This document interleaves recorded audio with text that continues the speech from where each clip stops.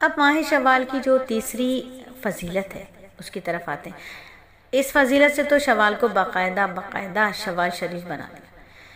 اس مہینے میں ایک ایسا نکاح، ایک ایسی رخصتی ہوئی کہ اس نکاح کے موقع پر زمین آسمان میں خوشیاں ہی خوشیاں تھیں۔ جی ہاں، بالکل خوشیاں ہی خوشیاں تھیں۔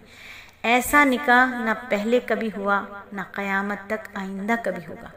ایسا نکاح جس کی برکتیں 1400 سال سے جاری و ساری ہیں، قیامت تک جاری و ساری رہیں گی۔ ایسا نکاح جس نے میاں بیوی کی محبت کا وہ منظر سکھایا کہ لفظ محبت بھی خوشی سے سرشار ہو گیا۔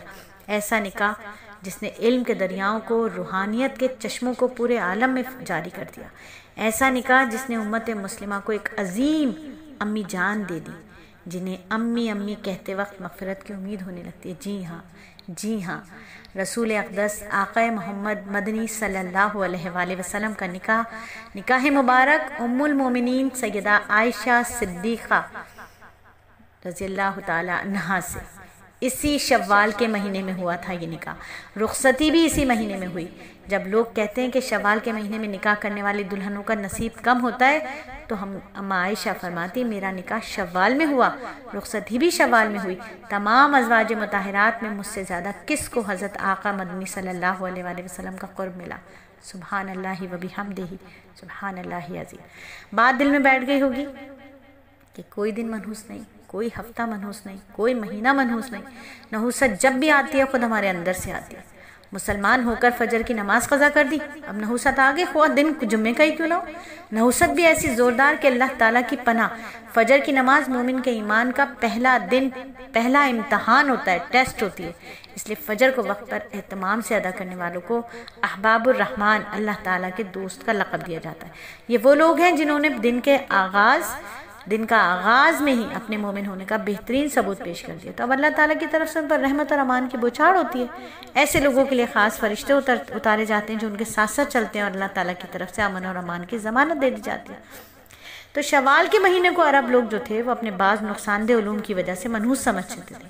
ایک علم کا تعلق لغت سے تھا، دوسرے علم کا تعلق تاریخ سے تھا۔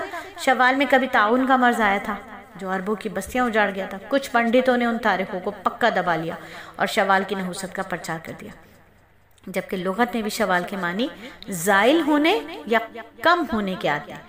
تو اس سے یہ سمجھ لیا کہ اگر اس مہینے میں شادی ہوگی یا رخصتی ہوگی تو زیادہ نہیں چلے گی، میاں بیوی میں جو ملاپ ہوگا وہ ناپائیدار ہوگا، محبت خیز نہ ہوگا۔ جب اسلام کی روشنی آئی تو شوال کی بدنامی بھی دور ہو گئی۔ شوال کے 6 روزے رکھو، پورے سال کے فرض روزوں کا جیسے ثواب مل جائے گا۔